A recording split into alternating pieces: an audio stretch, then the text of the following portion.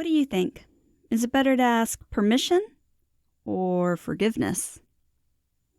Stories are meant to be shared. Narrated by Erin Robertson. Enjoy. Hey friends, we are back with Mistress Mary. She has left the garden to go eat her midday meal. And in this chapter, she has a very important decision to make. Up until now, she's kept her garden kind of a secret because she didn't know if she would be actually allowed to keep it should anyone find out about it. So today, we're going to see if she decides to keep it a secret or if she's bold enough to actually ask permission from someone. Let's see what she decides. Enjoy. The Secret Garden by Frances Hodgson Burnett. Narrated by Erin Robertson. Chapter 12. Might I have a bit of earth? Mary ran so fast that she was rather out of breath when she reached her room. Her hair was ruffled on her forehead, and her cheeks were bright pink. Her dinner was waiting on the table, and Martha was waiting near it. "That's a bit late," she said. "Where has that been?" "I've seen Dickon," said Mary. "I've seen Dickon." "I knew he'd come," said Martha exultantly. "How dost thou like him?" I think he's beautiful," said Mary in a determined voice. Martha looked rather taken aback, but she looked pleased too. "Well," she said, "he's the best lad as ever was born, but us never thought he was handsome. His nose turns up too much." "I like it to turn up," said Mary. "And his eyes is so round," said Martha, a trifle doubtful, "though they're a nice colour." "I like them round," said Mary, "and they are exactly the colour of the sky over the moor." Martha beamed with satisfaction. "Mother says he made 'em that colour, with always looking up at the birds and the clouds. But he has got a big mouth, hasn't he now?" "I love his big mouth," said Mary obstinately. "I wish mine were just like it." And Martha chuckled delightedly. "It looked rare and funny in thy bit of a face," she said, "but I knowed it would be that way when thou saw him. How did thou like the seeds and the garden tools?" "How did you know he brought them?" asked Mary. I never thought of him not bringing 'em. He'd be sure to bring 'em if they was in Yorkshire. He's such a trusty lad." Mary was afraid that she might begin to ask difficult questions, but she did not. She was very much interested in the seeds and gardening tools, and there was only one moment when Mary was frightened. This was when she began to ask where the flowers were to be planted. "Who did thou ask about it?" she inquired. "I haven't asked anybody yet," said Mary, hesitating. "Well, I wouldn't ask the head gardener. He's too grand, Mr. Roach is." "I've never seen him," said Mary. "I've only seen the under gardeners and Ben Weatherstaff." "If I was you, I'd ask Ben Weatherstaff," advised Martha. "He's not half as bad as he looks, for all he's so crabbed. Mr. Craven lets him do what he likes because he was here when Mrs. Craven was alive, and he used to make her laugh. She liked him. Perhaps he'd find you a corner somewhere out of the way." "If it was out of the way, and no one wanted it, no one could mind my having it. Could they?" Mary said anxiously. "There wouldn't be no reason," answered Martha. "You wouldn't do no harm." Mary ate her dinner as quickly as she could, and when she rose from the table, she was going to run to her room to put on her hat again. But Martha stopped her. "I've got something to tell you," she said. "I thought I'd let you eat your dinner first. Mr. Craven came back this morning, and I think he wants to see you." Mary turned quite pale. "Oh?" she said. Why? Why? He didn't want to see me when I came. I heard Pitcher say he didn't." "Well," explained Martha, "Mrs. Medlock says it's because of Mother. She was walking to Thwaite Village, and she met him. She'd never spoke to him before, but Mrs. Craven had been to our cottage 2 or 3 times. He'd forgot, but Mother hadn't, and she made bold to stop him. I don't know what she said to him about you, but she said something has put him in the mind to see you before he goes away again tomorrow." "Oh," cried Mary, "is he going away tomorrow? I'm so glad." "He's going for a long time. He mayn't come back till autumn or winter. He's going to travel in foreign places. He's always doing it." "Oh, I'm so glad, said Mary, thankfully. If he did not come back until winter, or even autumn, there would be time to watch the secret garden come alive. Even if he found out then and took it away from her, she would have had that much at least. "When do you think he will want to see—" She did not finish the sentence because the door opened and Mrs. Medlock walked in. She had on her best black dress and cap, and her collar was fastened with a large brooch with a picture of a man's face on it. It was a colored photograph of Mr. Medlock, who had died years ago, and she always wore it when she was dressed up. She looked nervous and excited. "Your hair's rough," she said quickly. "Go and brush it. Martha, help her to slip on her best dress. Mr. Craven sent me to bring her to him in his study." All the pink left Mary's cheeks. Her heart began to thump, and she felt herself changing into a stiff, plain, silent child again. She did not even answer Mrs. Medlock, but turned and walked into her bedroom, followed by Martha. She said nothing while her dress was changed and her hair brushed, and after she was quite tidy, she followed Mrs. Medlock down the corridors in silence. What was there for her to say? She was obliged to go and see Mr. Craven, and he would not like her, and she would not like him. She knew what he would think of her. She was taken to a part of the house she had not been into before.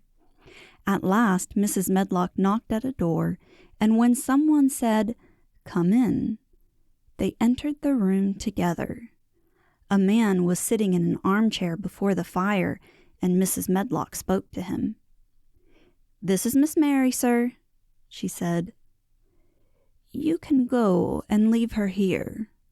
I will ring for you when I want you to take her away," said Mr. Craven. When she went out and closed the door, Mary could only stand waiting, a plain little thing, twisting her thin hands together.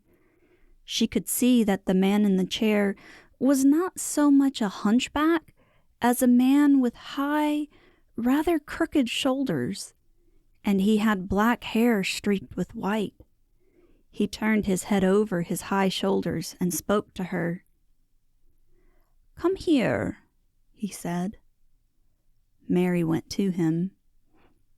He was not ugly. His face would have been handsome if it had not been so miserable. He looked as if the sight of her worried and fretted him, and as if he did not know what in the world to do with her. "Are you well?" he asked. "Yes," answered Mary. "Do they take good care of you?" "Yes." He rubbed his forehead fretfully as he looked her over. "You are very thin," he said. "I am getting fatter," Mary answered, in what she knew was her stiffest way. What an unhappy face he had! His black eyes seemed as if they scarcely saw her, as if they were seeing something else, and he could hardly keep his thoughts upon her. "I forgot you," he said. "How could I remember you? I intended to send you a governess, or a nurse, or someone of that sort, but I forgot." "Please," began Mary. "Please." And then the lump in her throat choked her. "What do you want to say?" he inquired. I am too big for a nurse," said Mary. "And please don't make me have a governess yet." He rubbed his forehead again and stared at her. "That was what the Sowerby woman said," he muttered absent-mindedly. Then Mary gathered a scrap of courage. Is she Martha's mother?" she stammered. "Yes, I think so," he replied. "She knows about children," said Mary. "She has 12. She knows." He seemed to rouse himself. "What do you want to do?" "I want to play out of doors," Mary answered, hoping that her voice did not tremble. "I never liked it in India. It makes me hungry here, and I'm getting fatter." He was watching her. "Mrs. Sowerby said it would do you good." "Perhaps it will," he said. "She thought you had better get stronger before you had a governess." "It makes me feel strong when I play and the wind comes over the moor," argued Mary. "Where do you play?" he asked next. "Everywhere," gasped Mary. "Martha's mother sent me a skipping rope. I skip and run, and I look about to see if things are beginning to stick up out of the earth. I don't do any harm." "Don't look so frightened," he said in a worried voice. "You could not do any harm, a child like you. You may do what you like." Mary put her hand up to her throat because she was afraid he might see the excited lump which she felt jump into it. She came a step nearer to him. "May I?" she said tremulously. Her anxious little face seemed to worry him more than ever. "Don't look so frightened," he exclaimed. "Of course you may. I am your guardian, though I am a poor one for any child. I cannot give you time or attention. I am too ill and wretched and distracted. But I wish you to be happy and comfortable. I don't know anything about children, but Mrs. Medlock is to see that you have all you need. I sent for you today because Mrs. Sowerby said I ought to see you. Her daughter had talked about you. She thought you needed fresh air and freedom and running about." "She knows all about children," Mary said again, in spite of herself. "She ought to," said Mr. Craven. "I thought her rather bold to stop me on the moor, but she said Mrs. Craven had been kind to her." It seemed hard for him to speak his dead wife's name. "She is a respectable woman. Now I have seen you, I think she said sensible things. Play out of doors as much as you like. It's a big place, and you may go where you like and amuse yourself as you like. Is there anything you want?" As if a sudden thought had struck him. "Do you want toys, books, dolls?" "Might I," quavered Mary, "might I have a bit of earth?" In her eagerness, she did not realize how strange the words would sound, and that they were not the ones she had meant to say. Mr. Craven looked quite startled. "Earth?" he repeated. "What do you mean?" "To plant seeds in, to make things grow, to see them come alive," Mary faltered. He gazed at her a moment, and then passed his hand quickly over his eyes. "Do you care about gardens so much?" he said slowly. "I didn't know about them in India," said Mary. "I was always ill and tired, and it was too hot. I sometimes made little beds in the sand and stuck flowers in them. But here it is different." Mr. Craven got up and began to walk slowly across the room. A bit of earth, he said to himself, and Mary thought that somehow she must have reminded him of something. When he stopped and spoke to her, his dark eyes looked almost soft and kind. "You can have as much earth as you want," he said.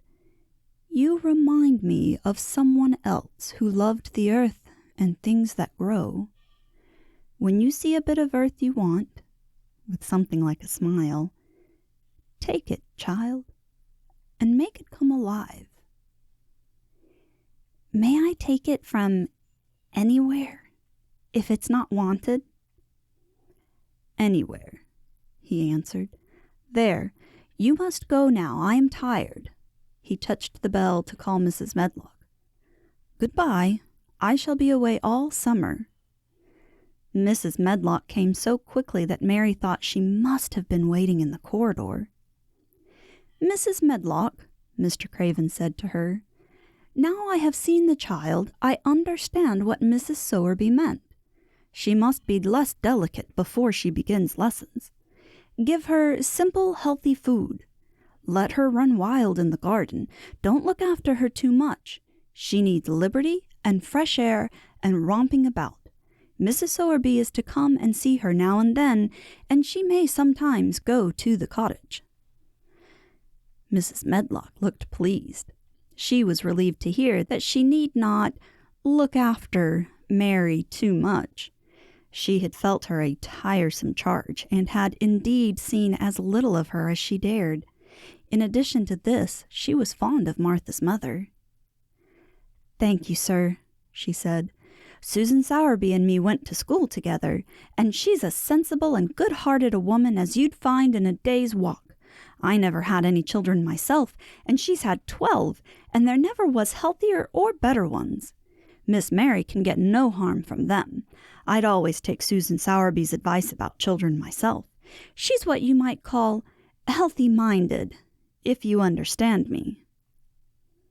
"I understand," Mr. Craven answered. "Take Miss Mary away now, and send Pitcher to me." When Mrs. Medlock left her at the end of her own corridor, Mary flew back to her room. She found Martha waiting there. Martha had, in fact, hurried back after she had removed the dinner service. "I can have my garden," cried Mary. "I may have it where I like. I am not going to have a governess for a long time. Your mother is coming to see me, and I may go to your cottage. He says a little girl like me could not do any harm, and I may do what I like. Anywhere." Said Martha delightedly. "That was nice of him, wasn't it?" "Martha," said Mary solemnly, "he is a really nice man. Only his face is so miserable, and his forehead is all drawn together." She ran as quickly as she could to the garden. She had been away so much longer than she had thought she should, and she knew Dickon would have to set out early on his 5-mile walk.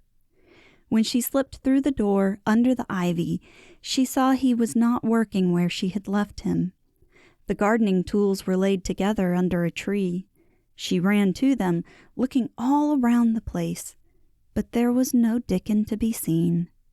He had gone away, and the secret garden was empty, except for the robin who had just flown across the wall and sat on a standard rosebush, watching her. "He's gone," she said woefully. "Oh, was he only a wood fairy?" Something white fastened to the standard rosebush caught her eye. It was a piece of paper. In fact, it was a piece of the letter she had printed for Martha to send to Dickon. It was fastened on the bush with a long thorn, and in a minute she knew Dickon had left it there. There were some roughly printed letters on it, and a sort of picture. At first she could not tell what it was. Then she saw it was meant for a nest, with a bird sitting on it. Underneath were the printed letters, and they said, "I will come back." Dickon is so sweet to leave a letter. It's really interesting to see how these two will be getting along in future chapters.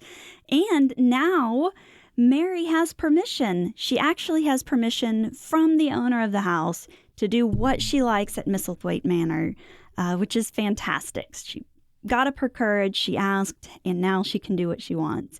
So it will be exciting to see what she chooses to do in the next few chapters. Until then, thanks for listening. Today's episode was possible through Project Gutenberg, a not-for-profit online collection of public domain literature. For more information or to help support this archive, go to www.gutenberg.org. To listen and learn more about the narrator, go online to www.erin-robertson.com or find her on Facebook, YouTube, and most podcast apps at Narrated by Erin Robertson. Be sure to hit like and subscribe so you don't miss a single chapter. And as always, thanks for listening.